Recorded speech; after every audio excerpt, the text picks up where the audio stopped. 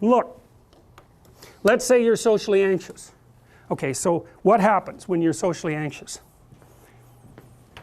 You go to a party, your heart's beating. Why? The party is a monster. Why? Because it's judging you. And it's judging you, it's putting you low down the dominance hierarchy, because that's what a negative judgment is. And that interferes with your sexual success. And that means that you're being harshly evaluated by nature itself. Right? So you are confronting the dragon of chaos when you go into the social situation. And so what do? You're like this, right? You hunch over, and that's low dominance. I'm no threat. It's like, well, that's not going to get you very far. You know, but that's a logical thing to do in the face of a tyrant. So I'm no threat. You know, you look at the king and you're dead. I'm no threat. I'm hunched over. And then what's happening internally? What are people thinking about me? What are people thinking about me? Am I looking stupid? Am I looking foolish? Geez, I'm awkward. I hate being here. Man, I'm sweating too much. It's all internalized, right? It's all self-focused.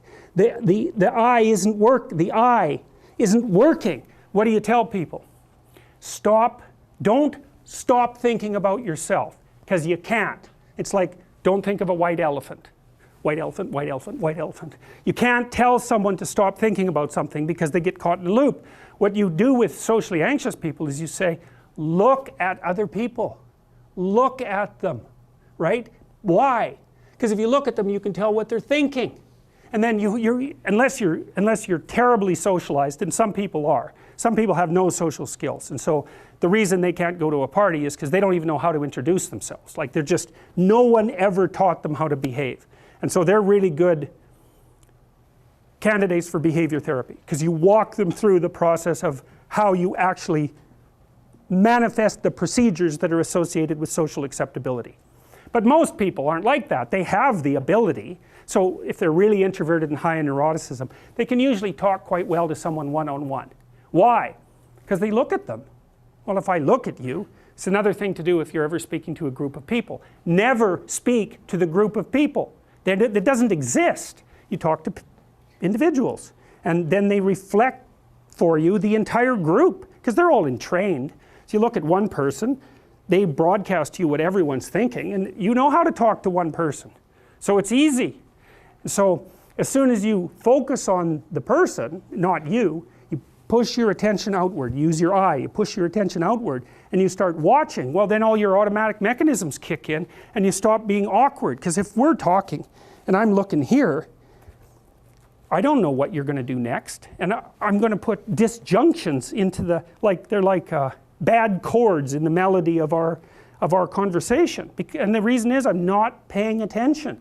So that's why the eye is the thing at the top of the pyramid. It's like the thing that enables you to win the set of all possible dominance hierarchies is the eye. Pay attention. Pay attention. That's the critical issue. That's why the Egyptians worshipped Horus. That's why Horus was the thing that rescued Osiris from the depths. It's the capacity to pay attention. What do you pay attention to most? What your right hemisphere signals as anomalous. It attracts your attention. It's like, this isn't going quite right. I'm not looking at that. Wrong. That's what you look at. That's what you look at. What's not going right, because that's the terrible monster that might eat you, but it's also the place you get all the information. So that's why it's useful to have discussions with your enemies, because they will tell you things you do not know. And that's such a great thing, because if you don't know them, well, you're not very smart, are you? You know, there may be a time when you go somewhere that's the thing you need to know. And maybe your enemy will tell you why you're such a fool, you know, and a bunch of other things that aren't true too. But even one thing that's accurate, it's like, yeah, thanks very much, man, maybe I'll do some work on that, and I won't have to carry that forward. So, and then that's part of the reason, again, why the terrible predator, it's always the terrible predator that has the gold. It's like, it's the person who delivers the message you do not want to hear. So it's rough, but it doesn't matter. Life is rough.